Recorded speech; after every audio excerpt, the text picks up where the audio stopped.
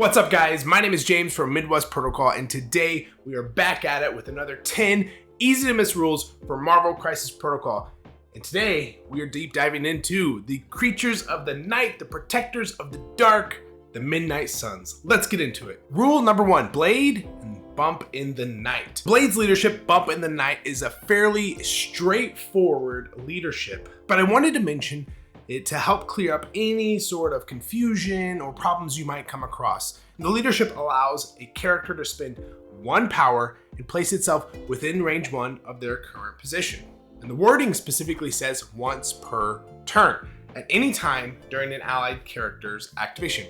But don't be confused, anytime doesn't mean literally any time. As long as your character is not in the middle of a sequence that cannot be interrupted, they may use the leadership. But if a character uses an attack, a superpower, or a team tactics card, then that character must come to the final resolution of that sequence before being able to use Bump in the Night. So this means you can't use charge, move, bump, attack. You have to move, attack, and then if the attack is fully resolved, the character may use Bump in the Night. Rule number 2, Elsa Bloodstone's Legion of Monsters. So Elsa Bloodstone's leadership, Legion of Monsters, allows an allied character to pay one power when targeting a character with an attack and choose one of 3 different effects. A few minor things to be aware of that may not be obvious at first glance. First, this can only occur once per turn. So if you are in the middle of a Siege of Darkness play, remember all of the attacks from Siege of Darkness occur on the same turn, which means only a single attack may benefit from that leadership. Secondly, boom is automatic damage. So even if the attack does not do any damage to the target character, the splash damage will still occur to each other character within range 2 of the target character. And that can also mean that if Elsa was within range 2 of the target, she would take 1 wound as well. Thirdly, when boom is applied to a gainer, just remember it does not generate additional power, as it's an effect of the attack and not damage from the attack itself. And fourth, when a reactive superpower like say Ghost Spider's Lifesaver is used on the defending character, after the attacking character has chosen to use Legion of Monsters, the attacking character may not use the leadership again on the next attack, even though the attack sequence was interrupted by Ghost Spider. And finally, in that same thought, when an enemy character bodyguards a character that has been targeted with the Legion of Monsters leadership,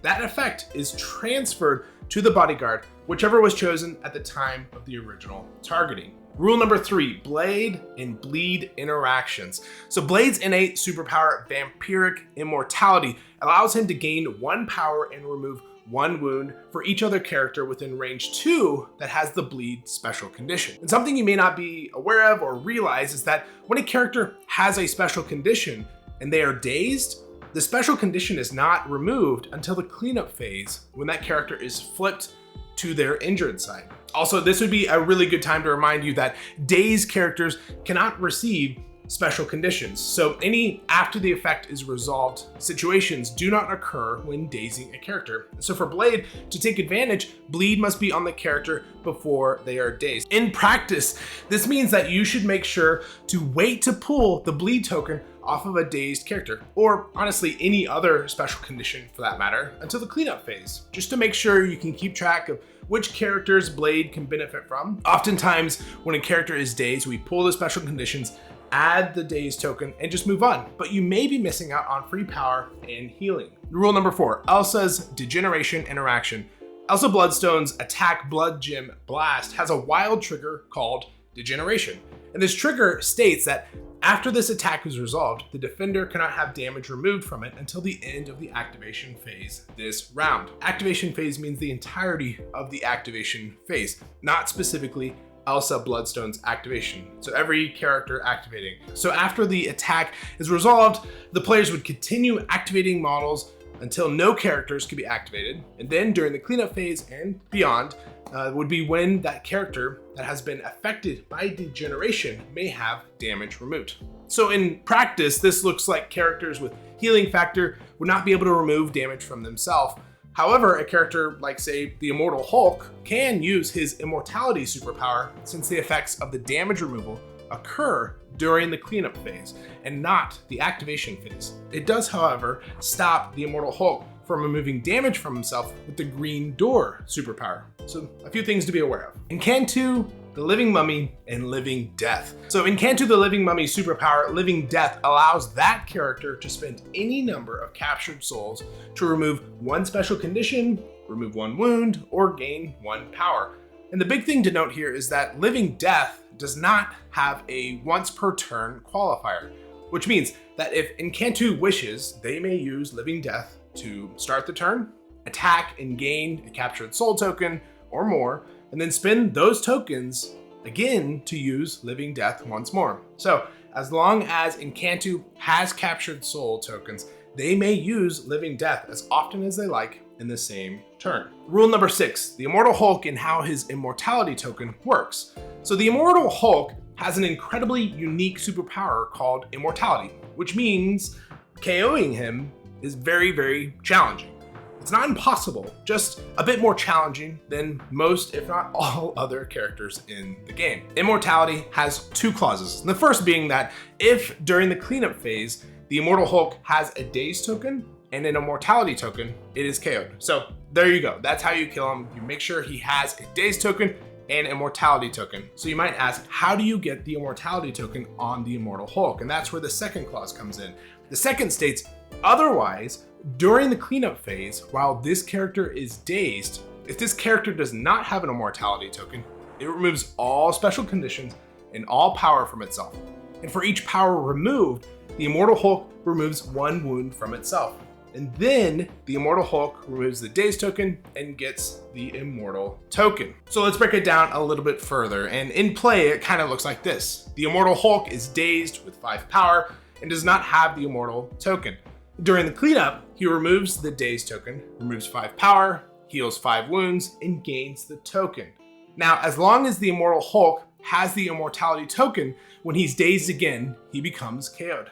But then there's the nuance of his other innate superpower called the Green Door. The Green Door allows the Immortal Hulk to remove 1 wound from himself at the end of every turn, as long as he has the Immortal token.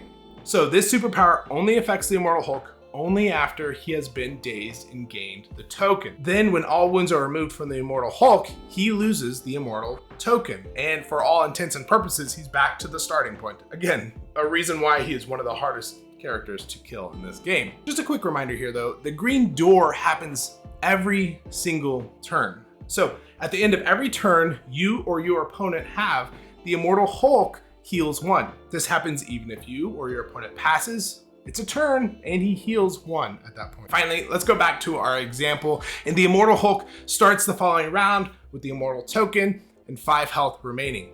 Every turn, he will slowly start healing until he reaches his full health. So imagine the players activate back and forth, taking their turns. All the while, the Immortal Hulk is slowly healing and removing wounds until finally, the Immortal Hulk is back to full health, removes the Immortal token, and much to the opposing player's frustration, the entire process has to begin anew. It is as if he has not been dazed at all. And that's how the Immortal token works. Number 7, Dr. Voodoo and Brother Daniel. So Dr. Voodoo's superpower, Possession, allows that character to spend power equal to the threat value of the target to give a Brother Daniel token to that character. And the Brother Daniel token forces the target character to drop any objectives they're holding, and while they're holding the token, they are no longer able to hold objectives. The innate superpower Spirit of Brother Daniel allows Dr. Voodoo to add 2 dice to their defense and dodge rolls while holding the Brother Daniel token. So if Dr. Voodoo possesses someone, he loses that token and then has to use his base stats. It also states that anytime Dr. Voodoo rolls dice, they gain 1 power every time they roll 1 skull after the effect is resolved. So this is for literally any rolling of the dice at all whatsoever. However, since that sentence is specifically separated from the previous paragraph, it's not tied to whether or not Dr. Voodoo has the Brother Daniel token. It's just an additional effect, which means that anytime Dr. Voodoo possesses another character, they still benefit from the additional power from skulls. Rule number 8, Bats the Ghost Hound and the timing. So Bats the Ghost Hound allows an allied Midnight Suns character to spend 2 power and change one of their attack or defense die to any result, and the timing may be a bit tricky though, so make sure you are using this card at the appropriate time. And let's break that down. If you're attacking, you use this Team Tactics card before the defender modifies their dice, which means you change the die at step 9A1 of the timing chart, which is right here for you to take a quick look at. And if defending, you use this Team Tactics card after the attacker has finished modifying their dice. And the defender uses Bats the Ghost Hound at the same time. They would be re-rolling and modifying the defending dice, which would be 9A2 of the timing chart, which is right here for you to see as well. So just remember, slow down during this portion of the attack sequence and make sure you get your timing correct on when you can play the card so you don't miss your opportunity. Rule number 9, Siege of Darkness is not an attack action. So Siege of Darkness is fairly straightforward, right? Allied Midnight Suns characters can spend 2 power, and then each character who has paid may perform an attack with power cost of 0. And that's all well and good, right? But well, the only interaction that you may not realize is that the allied characters are not performing attack actions, just attacks. And generally, this has no real change in the mechanics of the game, except for maybe a character like Iceman. So Iceman's superpower, Cold Snap, states that when an enemy character ends a move action or an attack action within range 2 of Iceman, they gain the slow special condition. And if they already have the slow special condition, they suffer 1 wound instead. So since the Midnight Sun character is not performing an attack action and only an attack, they would not suffer any effects from the Cold Snap superpower. Just something to be aware of. Rule number 10, Service to Anubis Team Tactics card. So in Cantu, the Living Mummy and their Team Tactics card, Service to Anubis, allows that mummy to use the Soul Storm attack after spending 2 power or more to play the card. And when you choose to spend the power and play the card, you immediately must make the Soul Storm attack. And like any other attack in Marvel Crisis Protocol, you cannot use anytime rules while resolving another effect, which means that once the range has been set for the Soul Storm attack, you may not use Encantu's separate superpower, Living Death. It would have to have been used before playing the card, which would mean the captured soul tokens would be unavailable for the card's effect. Here's an interaction you may not be aware of though. Whenever you use Encantu's reactive superpower, Undead Empowerment, to modify dice and spend those captured soul tokens during specifically the Soul Storm attack, the characters being attacked during this area attacked are already confirmed before any individual character is attacked, and that will not change as a result of the number of captured soul tokens changing. So this means that at the end of the attack resolution, Encantu removes all captured soul tokens, whether they have them or not, depending on whether or not Undead Empowerment was used or not. Well, that's it guys, another 10 easy to miss rules for Marvel Crisis Protocol, focusing on the Midnight Suns. Thank you so much for sticking around, and hopefully you found this video to be helpful and informative. If you liked what you saw or you learned something from this video, it would be great if you could like the video or subscribe to the channel for future videos. And if you have ideas or questions about anything discussed in this video today, please feel free to comment those below and I'll get back to you as soon as possible. And that's it guys, I'm James from Midwest Protocol. Thank you so much for hanging out, but now it's time to get back to gaming.